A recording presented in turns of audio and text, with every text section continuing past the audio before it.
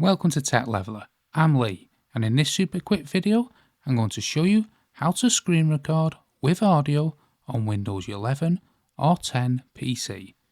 Now, let me just first point out, the inbuilt screen recorder won't record the desktop, and you would need an application like OBS, which I'm currently using to record my screen here.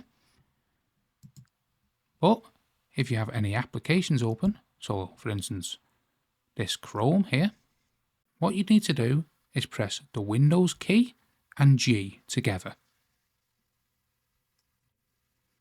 And this will bring up this menu. And what you can do here on the left hand side in the audio section, you can select where you want the audio recorded. And here at the top is the capture options. You can select if you want to turn the mic on while recording. And here you just press start recording. And your screen will start recording. It's that easy. However, as I say, you can't record your actual desktop. It has to be an application.